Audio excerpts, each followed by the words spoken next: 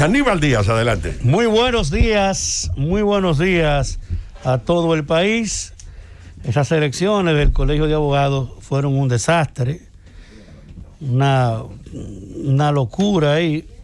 Yo fui a ejercer el derecho al voto porque, a pesar de que no soy gremialista, sí creo en la participación y el que uno debe participar de los procesos para uno poder opinar. Fui y voté, un caos para votar, un desorden del carajo, una basura por donde quiera, eso parecía que era una asociación de piratas y no de abogados. Y qué bueno que ganó un pirata, que ganó ese señor que no sé cómo que se llama bien, Surún, yo creo que, porque la verdad es que eso no tiene madre. Ojalá que él pueda, si finalmente ganó, pueda mejorar eso y que cuando haya otro proceso eleccionario, somos una salvajada como lo que hubo ahí. Quiero compartir con ustedes algunas reflexiones de este proceso que se ha estado llevando a través de los medios de comunicación y de todas las estructuras digitales de los periódicos, de los canales y cómo no de las redes sociales también. En el día de ayer, en esa audiencia de medidas de coerción, como explicamos en la parte primaria del debate, del sobremesa y debate que realizamos todos los talentos de este importante programa, hablábamos del tecnicismo judicial respecto a lo que es una medida de coerción, que es un proceso en el cual no se verifica el fondo de una acusación. Ahí no se va a preguntar si usted es culpable, si es inocente.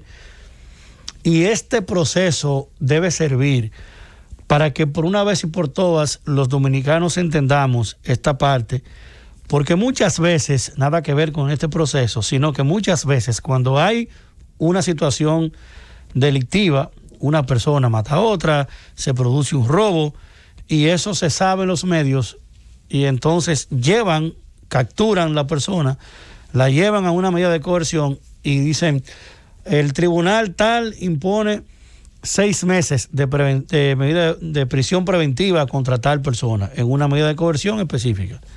Y la gente escribe, pero ¿y cómo va a ser 6 meses nada más? Y mató uno o se robó tanto. Es que las medidas de coerción no son otra cosa que no sea que una medida para cohibir, coartar tus derechos durante un proceso de investigación que tiene que concluir con la presentación formal de la acusación, que es lo que se llama luego audiencia preliminar.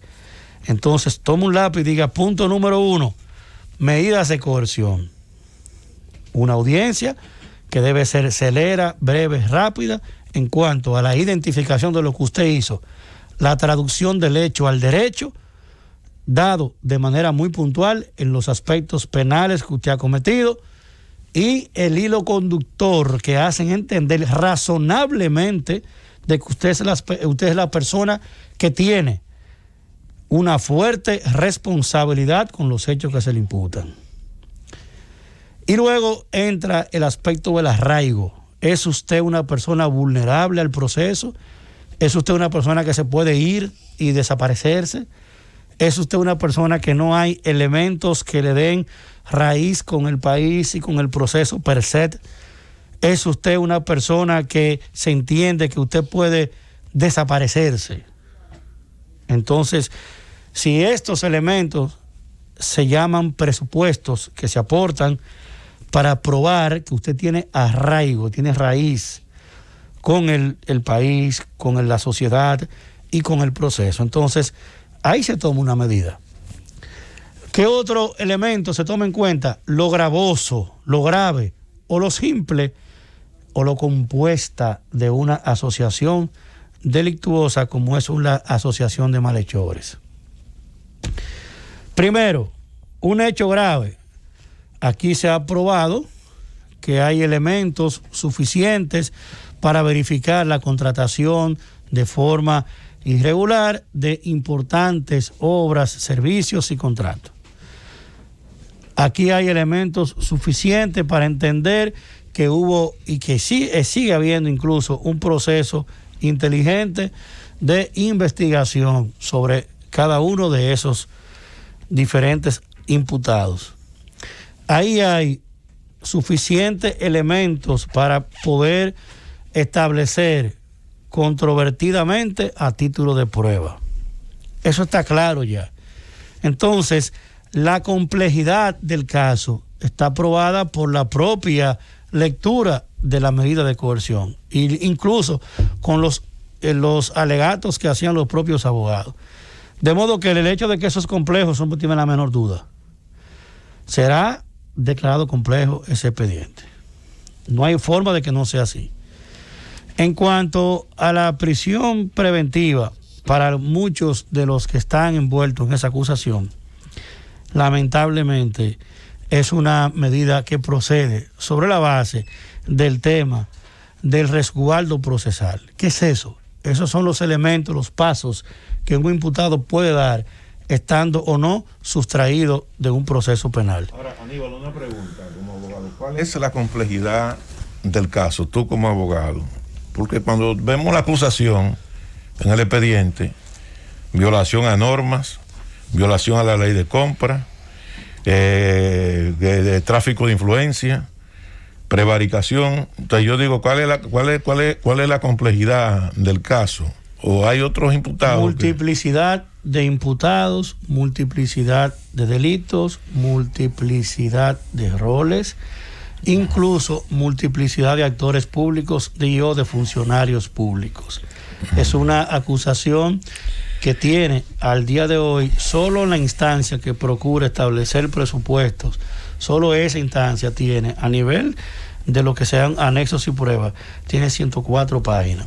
Ese es un expediente que para la verificación de la primera parte, que simplemente es ver simpleza, complejidad y compuesto en función de los elementos diversos penales que tienen que ver con la identificación de los actores, sus roles y la preservación de lo que se supone han hecho. Si tú lo dejas fuera, por ejemplo, aquí hay gente que tiene capacidad financiera, capacidad económica, inclusive influencia todavía. Ahí hay elementos que pudieran sustraerse, que pudieran desaparecer de los procesos. Ahí hay gente que no. Eso hace complejo un caso, el hecho de que tú puedas, que por ejemplo, que un individuo, o es una estrategia, que puede ser una estrategia, digo yo, y es correcta, podría ser correcta el Ministerio Público, utilizar el concepto de complejidad que te garantiza una medida de coerción máxima de 18 años, de 18 meses, y luego irte a un juicio de fondo, y al final algunas de esas personas que pudieran incluso ser imputados, no todos, pudieran ser absueltos, y como quiera ya le queda esa pena encima.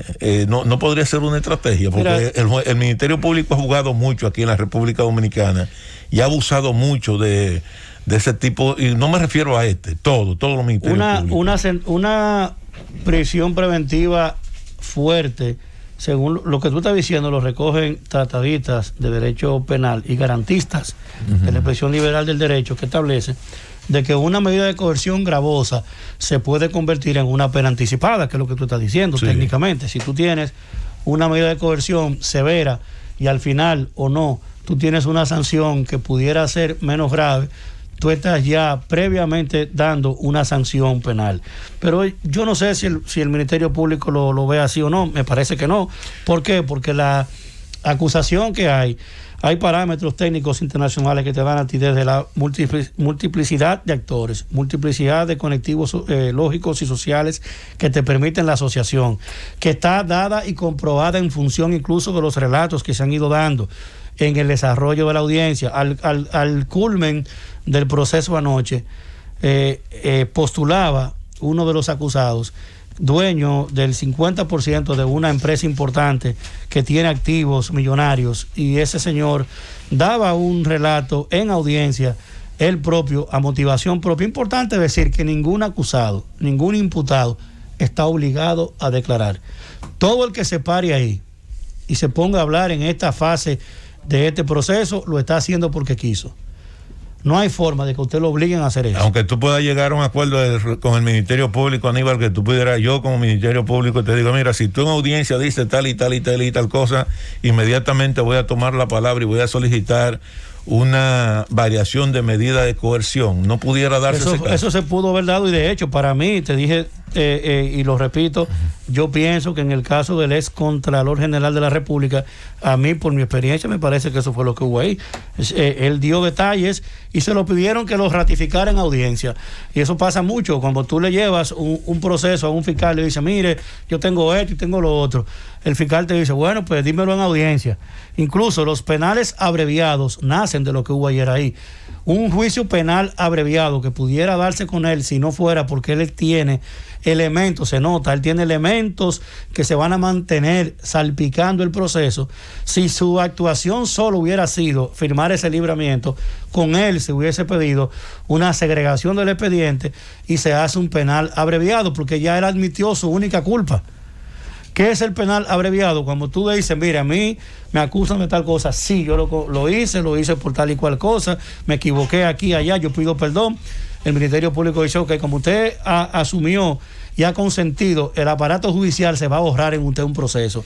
Son 5 años, vamos a abreviar la pena, va a tener 2 años. ¿Y cuál sería la pena de la culpa de Hermosén cuando él dijo que él prefirió que lo cancelaran antes de firmarle su libramiento? No, ahí no. En ese aspecto de él decir que él... Entonces, ¿cuál es la culpa que él tiene? Como tú dices ahí, no, porque él asumió otra. Él asumió de que él autorizó una dispensa por 200 y tantos millones de pesos, que además la dispensa movía una idea, pero depositaron otros aspectos de otras compras. Él dejó algo claro. Y se lo cancelaron por eso. Y él admitió, ya es otra cosa lo de Hermosén, okay. Pero déjame seguir en mi comentario. Y son importantes los aportes que has hecho. Sin embargo, lo de Hermosén está claro. Hermosén se va a constituir en el proceso en una persona importante para ser un testigo a cargo durante ese proceso. Eso está muy claro ahí. Incluso su participación en cuanto a lo que él asumió ayer genera espacio suficiente para haber hecho con él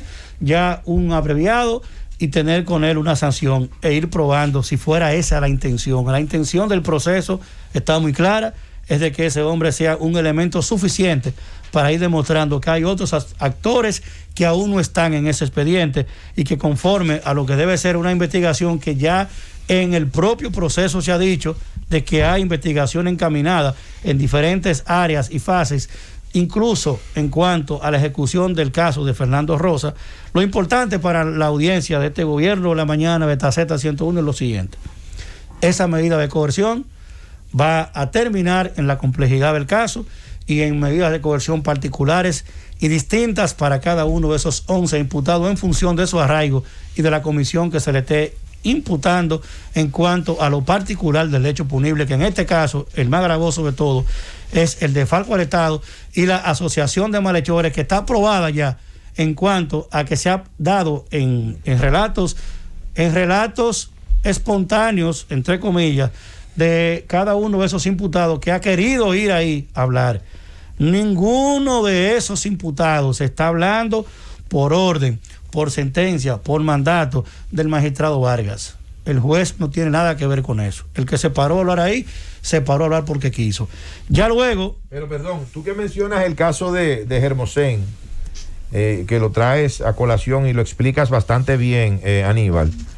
Creo que en un momento la magistrada Jenny Berenice Reynoso, cuando pide que le sea variada la medida de coerción que había solicitado el Ministerio Público al señor Hermosén, ella habla de que ella cree en las delaciones premiadas, dice ella. Sí. Cosa un poquito extraña, ¿verdad? Porque la jefa de ella, la principal del Ministerio Público, que es la magistrada Miriam Germán Brito, no cree en las delaciones premiadas. De hecho, ese fue uno de sus argumentos en el caso de Odebrecht. ¿Lo recuerdas? Correcto, claro. Entonces, no sé, como que hay cierta contradicción, ¿verdad?, en lo que piensa el Ministerio Público con relación a ese tema. Ella dice que sí, que ella cree en las delaciones premiadas y que por eso ella estaría solicitando esa variación de medida cuando la